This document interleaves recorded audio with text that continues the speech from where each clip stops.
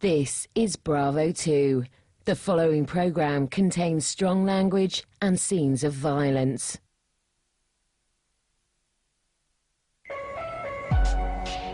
I'm in Mexico City, where organised crime has caused more violence than lots of wars. Rocket-propelled grenades, AK-47s, bazookas. The government has lost control here. This is a city where no one is safe on the streets. It is true, the violence and the crime that's reported. It is true. Where ruthless kidnapping gangs are terrorising the population. You prepare in a way to be killed. These people don't deserve death. Death would glorify them.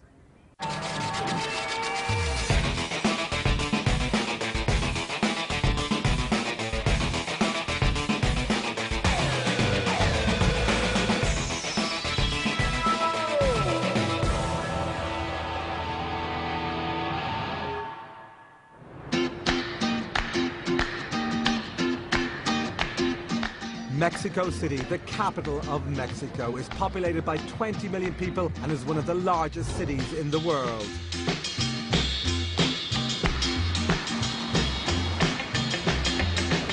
Every year, 12 million tourists from around the globe visit this city of mariachis and margaritas.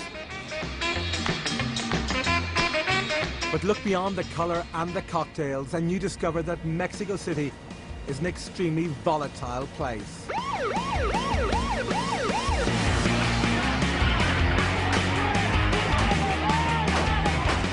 The gap between rich and poor has grown rapidly over the years, leading to a phenomenal rise in violent crime that makes Mexico City one of the most dangerous places on the planet.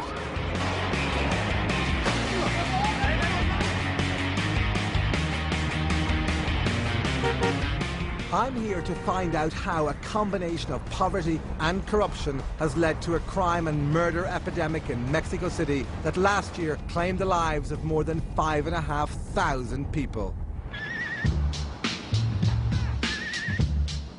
As a tourist, it's very easy to be unaware of the dangerous underbelly that might exist in a foreign country. But here in Mexico City, it seems that violence and death are on public display.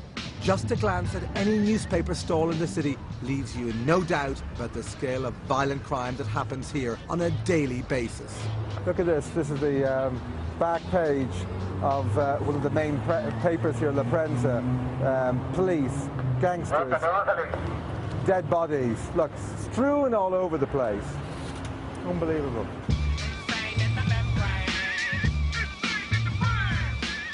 These graphic pictures are fed to the papers by photographers who arrive on the scene immediately after a violent crime.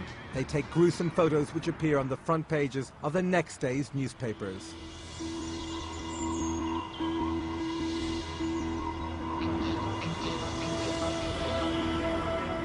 I'm here to meet a British contact who's arranged for me to go out on a nighttime photo shoot with Mexico City's violent crime paparazzi. This is Monumento. We're here, and all these guys are crime reporters with various different newspapers, radio stations, these guys as well. And they basically just hang out here and wait for any information to come in. Maybe they're scanning the radio, so they're getting information that way. And just see if there's a murder or an accident, and then from here they leg it off to wherever the accident is and go and cover the news. So why is it dangerous? It's dangerous because you never know if something's gone down, like a shootout outside of a bar or something. You never know if it's still happening or if more trouble kicks off when the police gets there. So they have come across, like, you know, bullets flying, or they've had their cameras ripped away, or they've been shoved around, beaten up. There is a risk, you know, anything can happen at night. John introduced me to one of the most experienced crime reporters in the city. Why are the images which you take of dead bodies and riddled bodies so popular with the public? The majority of people like to see dead people, blood. People go straight to the murder section in the papers, see the photographs, and they just stay there. I'm beginning to suspect that violence and death are an accepted part of the culture here. It seems that everywhere you look, there's a police car. Everywhere. Cruising the streets. But as yet, no action from the boys. Some nights they say that they're going backwards, to and fro, 100 miles an hour, all across the city. But for the moment it's quiet. But it surely can't be quiet for too long. Let's go.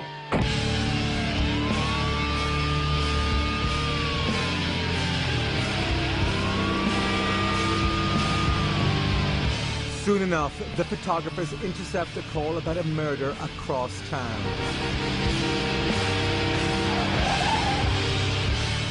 The press team speed through the streets, running red lights and screeching around corners in a death-defying race to be the first to arrive at the scene of the crime.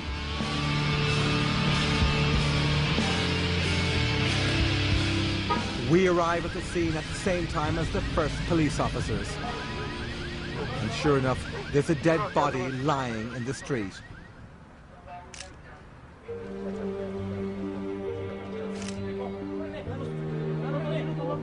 The police make half-hearted attempts to keep the photographers at bay. And the arrival of the ambulance seems of secondary importance to capturing the images that will sell to the newspapers. I'm beginning to think that in Mexico City, the business of death is more important than the life of the victims. Well, this is the guy's staple diet: dead bodies, mayhem. They believe that it was a gunshot, the back of the head. As you can see, the scene's a little more chaotic than they would be back in the UK or the US, where we've allowed ridiculously close to the scene of the shooting. Finally, the police cordon off the area and start gathering evidence.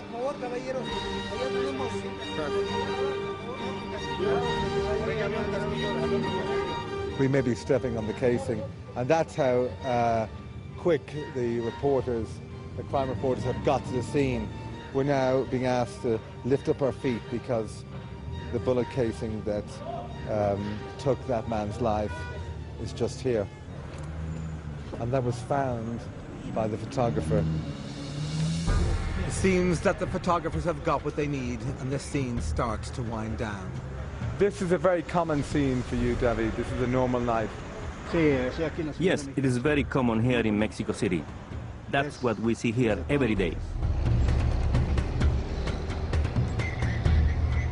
Do you ever worry that you might end up on the front page as a dead body in a newspaper yourself? Sometimes it goes through your head, right? Sometimes you think you could be the dead person they take a picture of. It's like the golden rule between us. If one of us gets killed, we won't take a picture of him out of respect for each other.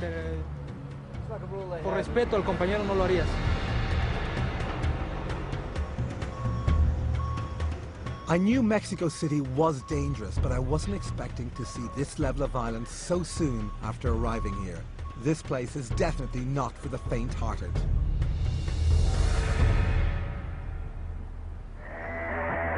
Coming up,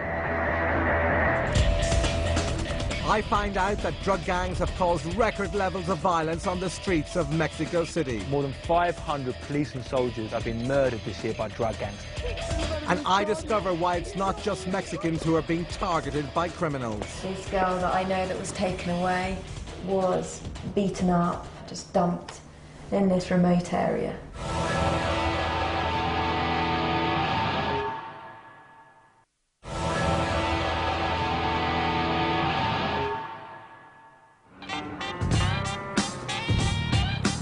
I'm in Mexico City, and so far I've seen that life is cheap and murder and mayhem on the streets are an everyday thing.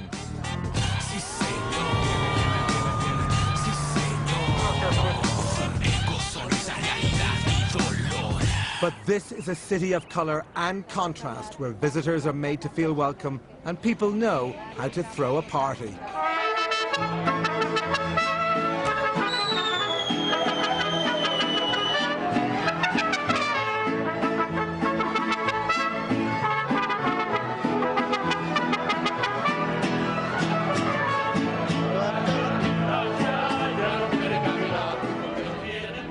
Even death here is a cause for celebration.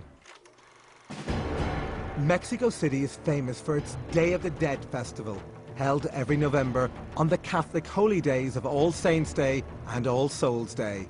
Millions of people pay tribute to the dead at a ceremony which dates back thousands of years to the Aztec Indians.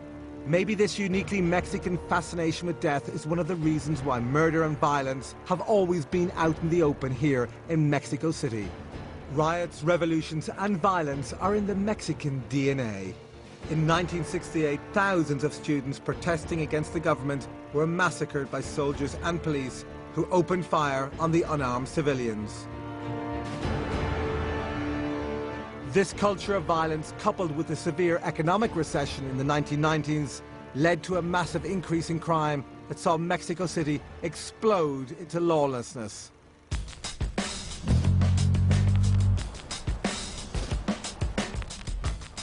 I'm meeting with a crime journalist, Ian Grillo, to find out more about the situation on the ground.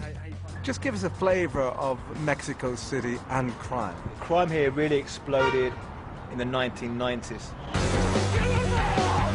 You've got a lot of forms of robbery or extortion, ways of getting money, carjacking, kidnapping for ransom.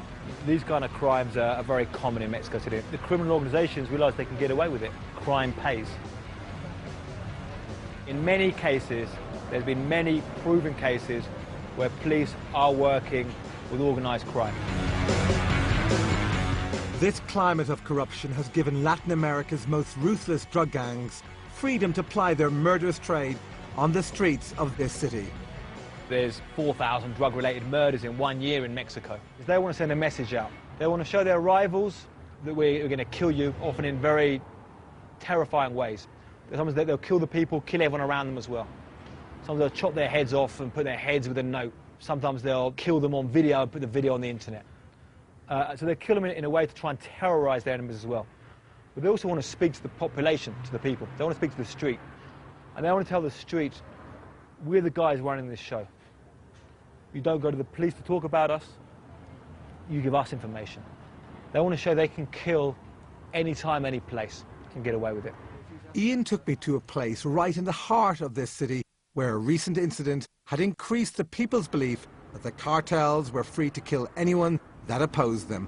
Well, it was rush hour in November, and a Learjet plane came crashing right down onto the street.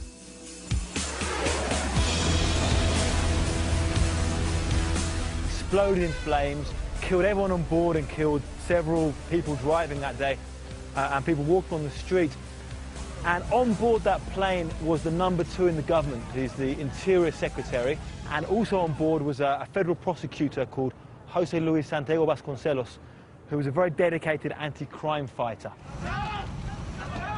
Although the plane crash was officially recorded as an accident, both high-ranking politicians on board were dedicated opponents of the cartels. So explain the trajectory of the plane. Obviously, traffic, was immediately thrown all over the place. People were burnt up, came down a ball of flames, and then it carried on pushing through here with engines, wings thrown all over the place. So they started throwing stuff to this building here, and you can see from the building here where it's all boarded up now, where parts of the aircraft were thrown onto it. I can't believe that a disaster of this scale could have been engineered by drug cartels, especially when it involved killing high-ranking politicians. Surely the gangsters here aren't powerful enough to take out a vice president. Right now, in the climate Mexico is in, there's been attacks on hundreds of police and soldiers this year. More than 500 police and soldiers across Mexico have been murdered this year by drug gangs. One guy, the head of the federal police, was shot dead by drug gangs in his own house.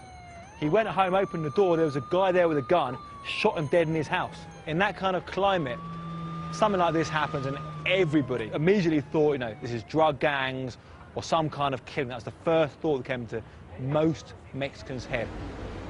Who's running Mexico? It seems in a state of flux, a state of absolute chaos and violence. We're talking about armed groups, organised crime, drug cartels with thousands of men at arms, using rocket-propelled grenades, AK-47s, AR-15s, bazookas. I mean, these guys have done more carnage than a lot of guerrilla uprisings.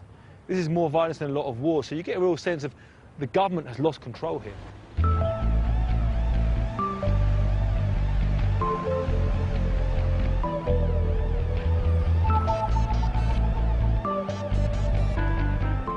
It's shocking to hear that the drug cartels have such a stranglehold over Mexico, that the country appears to be sliding into total lawlessness. Mexico is the main supply route for cocaine and other drugs entering the US. And so, since the early 90s, America has been involved in helping the Mexican government's war on drugs. Unfortunately, their relative success encouraged the drug cartels to diversify.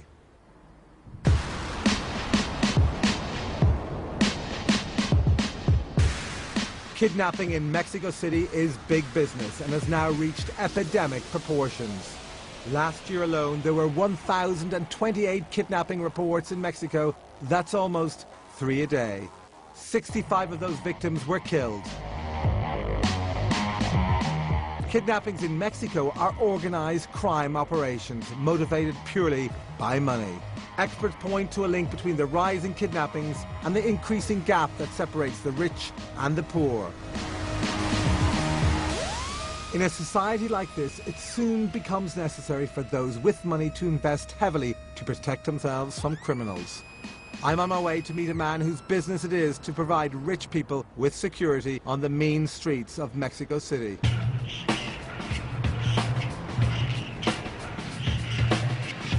Francisco Marina is the head of an organization called CIOS.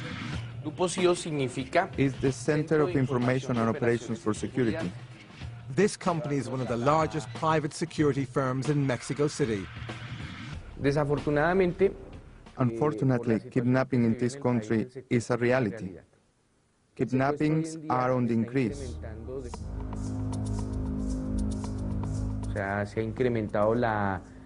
They are becoming more aggressive and barbaric, and now we are finding a lot of mutilations. Well-established gangs trained by drug traffickers, whose life is violence and crime, are turning to kidnapping.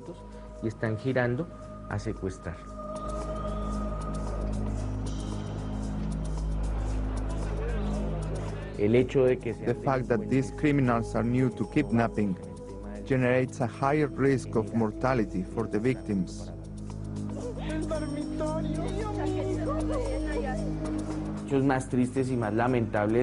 The saddest part is that anti-kidnapping officers are involved in kidnapping themselves.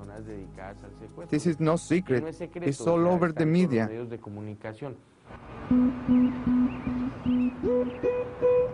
It's a shame that these sorts of organizations do well because people in Mexico City simply can't trust the police. In this climate, the kidnapping problem can only get worse. Now I'm going to meet a young man who went through the horror of a kidnap ordeal and lived to tell the tale. Rodrigo Chavez was approached by 2 men and seized at gunpoint whilst visiting a friend in this middle-class neighborhood. I remember I raised my hands. They told me, don't raise your hands, don't raise your hands. At that point, the kidnappers bundled Rodrigo into a car and drove off. And they started asking me things like, how much do you think your family could pay for your life? Well, that's a question that I didn't know how to answer. Maybe they could pay 100,000 pesos.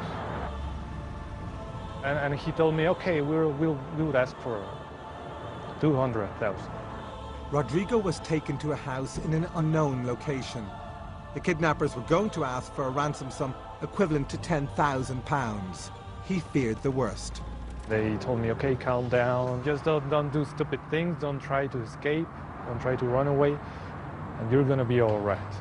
They gave me food, but I didn't want to eat because my stomach at that point was shattered. It's a funny feeling because you kind of prepare way to be killed. Because you know that they can do it anytime. Rodrigo's parents negotiated his release and paid the ransom. When they told me that the ransom had been paid, well, I was glad. They told me, this is what you're going to do. We're going to take you in the car. We're going to leave you in some place. You're going to walk 100 steps. And you don't have to look back. Because if you look back, we're going to shoot you. Despite their terrifying ordeal, Rodrigo and his family decided not to contact the authorities. We never wanted to go to police, because I was free. You don't know if it's true that the police is ganged up with these guys. If they are connected in some way. We talked about it, and we said we're not going to the police because you don't know if they're gonna take revenge on us. Coming up, I experienced the long arm of the law Mexican style.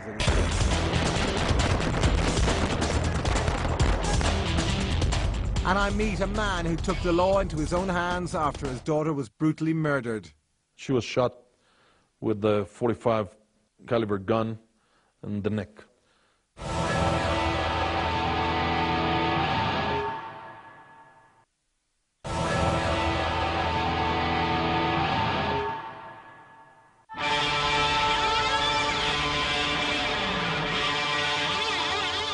I'm in Mexico City, one of the kidnapping capitals of the world, and I'm getting a taste of how organized crime is terrorizing these streets.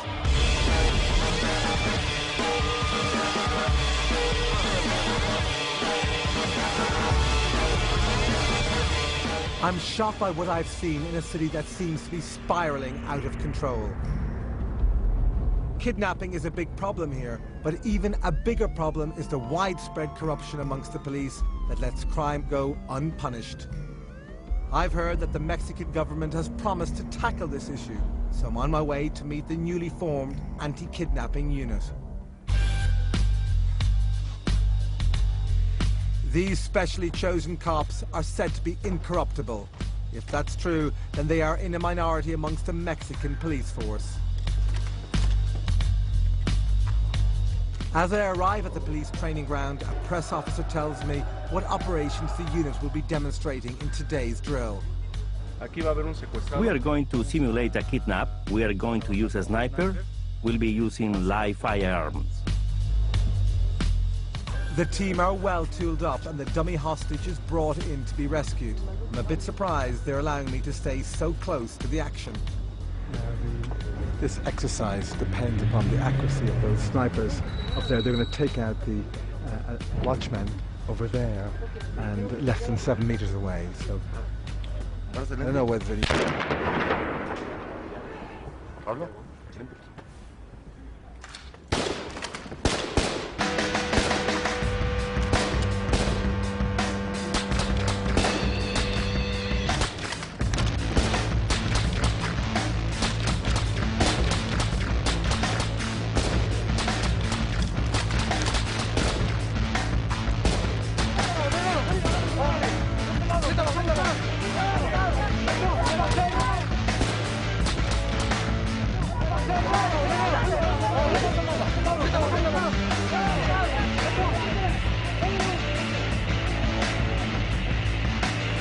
With the kidnappers dealt with and the hostage safe, the simulated rescue is over.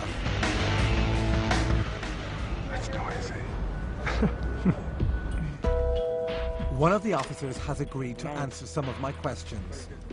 How do you protect your unit from infiltration from criminals? We spend most of our lives in the unit. We get to know each other. When we see someone acting strangely, we speak to them, and if necessary, get rid of them.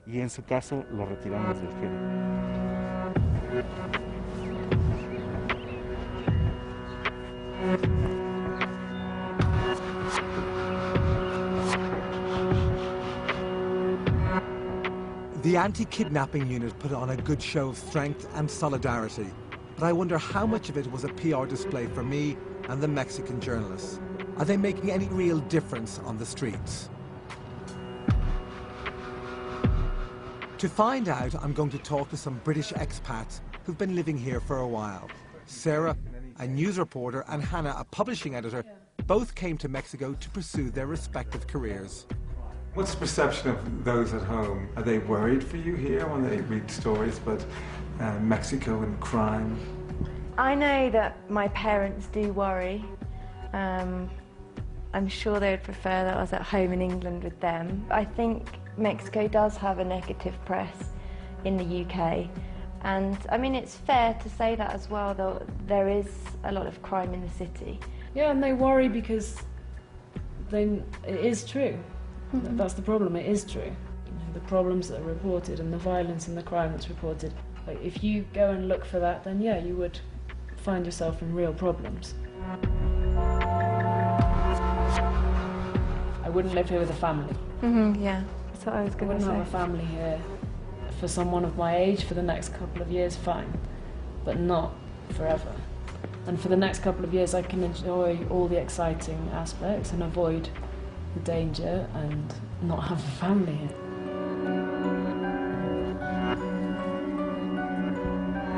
When my parents were here, for example, I would never take a street taxi, because to have 3 English people in a car, all obviously foreign, is just more of a risk than myself going, speaking to them in Spanish. Sarah and Hannah explained how unsuspecting tourists would get robbed at gunpoint after getting into taxis whose drivers would then take them hostage. They call them express kidnappings, and they normally last an hour. Because they stop at a cash point and ask them to take out what they can and do it with the different cards that they've got and give them the PIN number so that they can do it, so they can check that they're taking as much as possible. This girl that I know that was taken away, a foreigner like us, and she was beaten up, just dumped in this remote area. I'm a bit worried to hear that catching a taxi can be so dangerous to tourists, especially since I've been riding in them innocently since my arrival here. And with the express kidnappings being so common, it's obvious that tourists are just as much a target as locals.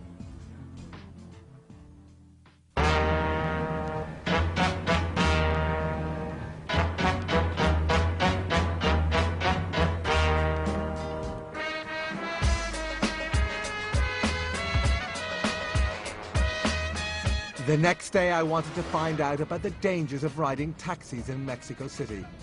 I flagged down a cab, but this time I realized I could be risking my life.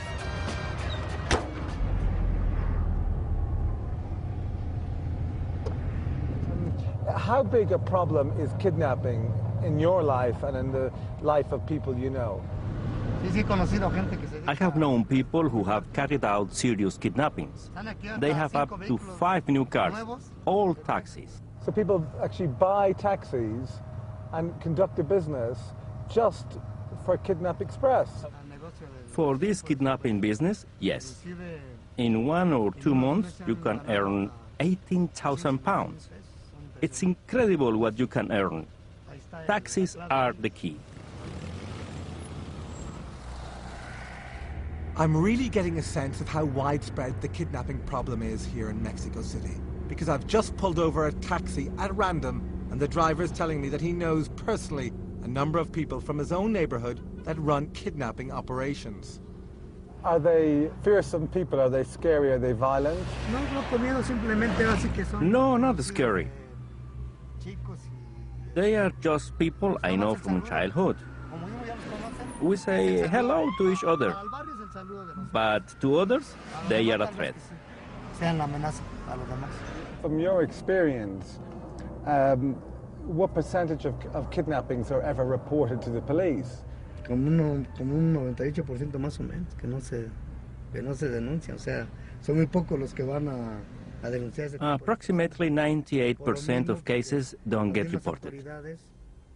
Very few people report them. están corridos con ellos. This is because the authorities are working alongside the kidnappers. Denunciar, porque la misma autoridad te dice, And this made people afraid to go to the police. conoce tu casa, te llega y te They know where you live. retira los cargos o tú le tiras, tú le sabes, ¿no?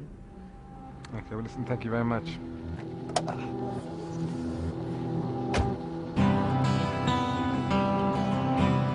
It seems that here in Mexico City, no one is safe from the kidnapping scourge.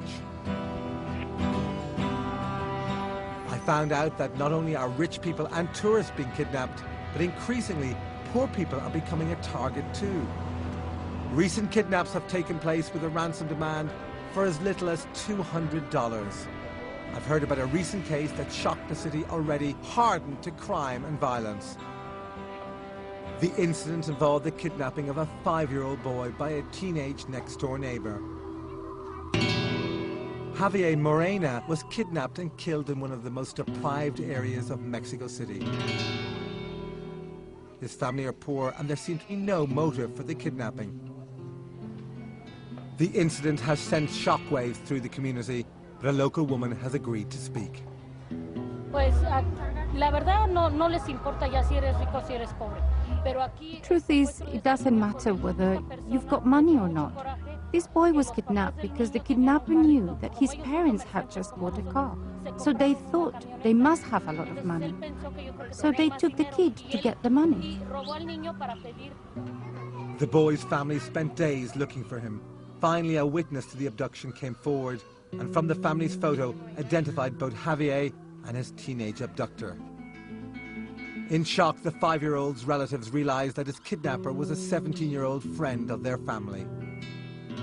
How did the community feel about that kidnapping? Se sentía muy tenso el ambiente, incluso. We feel really tense. At any time of the day, they are kidnapping children, and not only children, but adults too, without caring if they have money or not. Gabriela had told me where I might find some of Javier's family. I'm heading over there to see if they'll talk to me. When we arrive at the address, the little boy's aunt is at home and willing to speak to me about his murder. How do you feel towards the person who murdered your nephew? Pues son personas que no merecen el perdón porque ni siquiera la muerte merecen. It makes me really angry. These are people that don't even deserve death. Death would be too easy for them. They have destroyed a family, psychologically and morally. In all aspects, they have destroyed a family. Even more so that it was a small child who doesn't deserve that kind of death. It is really horrible the way he died.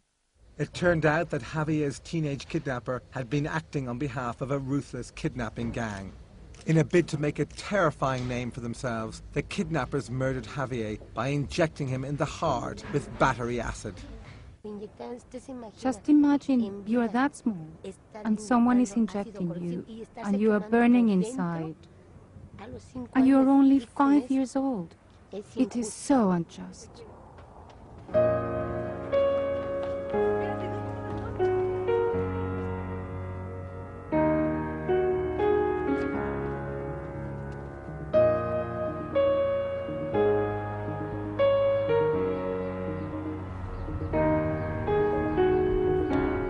In my many years as a crime reporter, this story is one of the most harrowing I have ever heard. It's unbelievable that in this city, children from poor backgrounds are being killed by their own neighbors for small sums of money. I've already been told that one of the reasons why so few kidnappings get reported is because victims are afraid that the police may be corrupt and working with the kidnappers. This leaves me with a troubling thought. In a society where no one can be trusted, what would I do if a member of my family was kidnapped? I'm on my way to meet a man who felt he'd no choice but to take the law into his own hands after his family was devastated by a violent kidnap. In July 2000, Paula Gallo was abducted and killed by kidnappers. father, Eduardo, a wealthy business consultant, has agreed to meet me and tell me the full story of his family's horrifying ordeal. Please, come inside. What kind of person was she? Well, she was a very happy girl. She loved to play jokes to anyone. She loved to make you laugh. Although Eduardo wasted no time in paying the $20,000 that the gang demanded, he would never see his daughter alive again. She was shot with the .45 caliber gun in the neck. At least she died immediately. This was like I was going to say like a cold water bath, but that would be nothing compared to what I felt. In the days after Paula's murder, the reasons why she was killed started to emerge. During the delivery of the ransom, the kidnappers themselves were robbed of half the money, and 3 of them were killed by unknown assailants. The remaining members of the gang killed Paula when they realized they didn't have the full ransom money. The police immediately assumed that Eduardo was behind the attack on the criminals. They said, okay, Mr. Gallo, we're making an investigation. And in order to do our investigation, we would like you to explain us how those guys were dead. Maybe you have an idea. Well, I don't have an idea, and if you're meaning by having an idea that I killed him, you can all go fuck your mother. And I was really angry. I lost my head. I started shouting them, yelling them, insulting them, and sending them where they should go. You lost your temper because you just lost your daughter. Mm-hmm. And they were trying to meant that I murdered the kidnappers, and because of that they killed my daughter. And I said, well, you're not only stupid, you're corrupt. In that moment is when I realized that they were not going to make an investigation.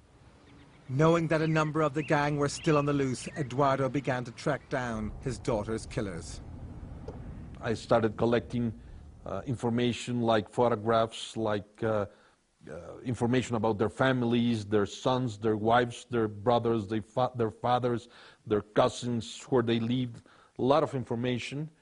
So I knew what I was looking, whom I was looking for, and then I understood that they were 4 missing, and I said, okay, well, let's find them. Through his own investigations, Eduardo was able to find 3 of his daughter's kidnappers and have them immediately arrested by the police. Then I continued looking for another one, who was the one who shot Paola. I found him in Estado de Mexico. I had only 2 bodyguards, so we did the job that was supposedly to be done by the authorities. We delivered this guy. Even though the kidnappers were all arrested, corruption in Mexico means Eduardo has to regularly check to ensure they haven't bribed their way out of prison. From time to time, I like to go to prison in order to be sure they're there. It has to be done in Mexico. Maybe in other country not, but in Mexico you have to be sure that things are kept the way they should. Check to make sure they're still in jail, because it's Mexico, you never know. Mm-hmm.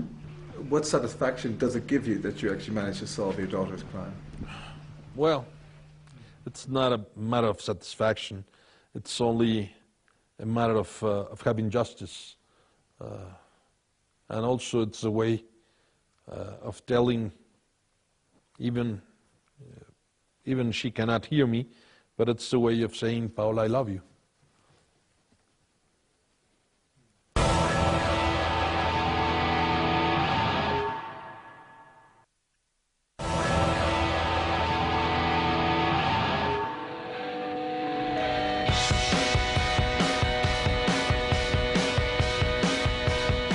I'm in Mexico City, and I've discovered that in this huge metropolis, life is cheap and death is a celebrated part of the culture.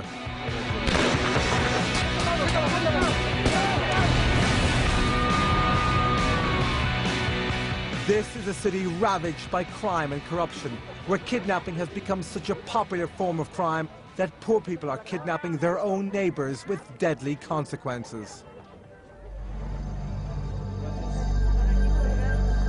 I now realize that my investigation won't be complete until I meet the kidnappers.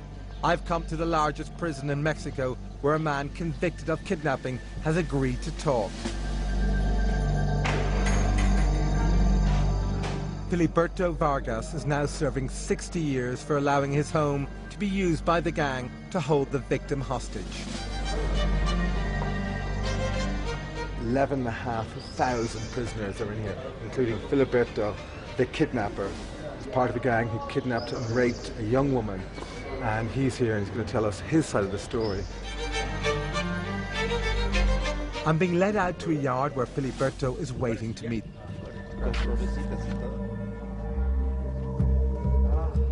What brought a pensioner like you to commit this crime? I didn't do it out of necessity.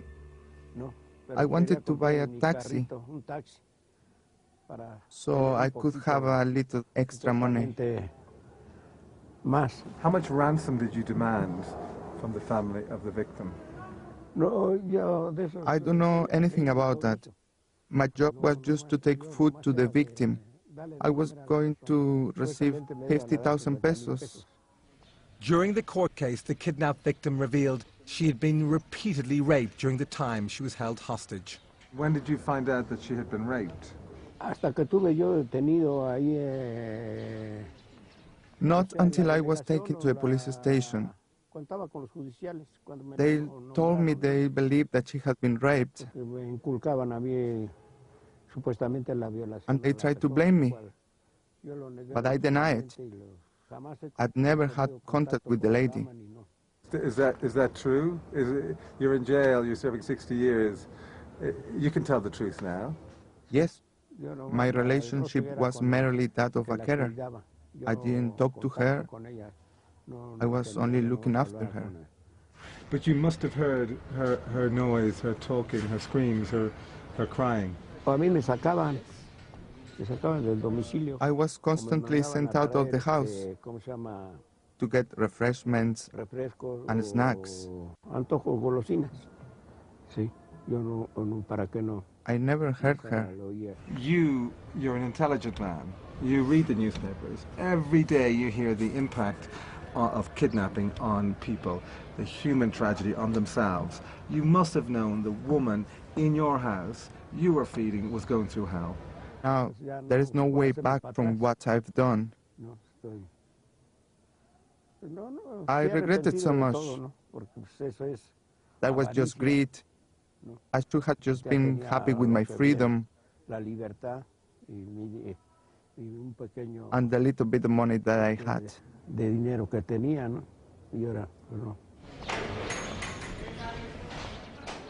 Although I don't believe Filiberto when he says he knew nothing about the rape, I do believe him when he says he wasn't the leader. The reality is that Filiberto was just a small cog in a big machine. The big bosses of the kidnapped gang that he was involved with are still on the loose, simply because they have the money and connections to pay the authorities not to convict them.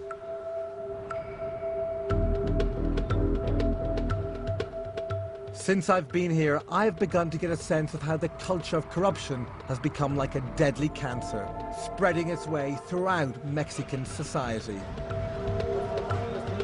Kidnapping and other crimes go unpunished here because the rule of law in Mexico is weak and the government seems to be losing control, sending out a clear message that crime pays. As long as Mexico remains a largely poor country where rich and powerful criminals can operate with impunity, then the kidnappings will increase and organized crime will continue to hold a deadly grip over the capital, making Mexico City one of the world's toughest towns.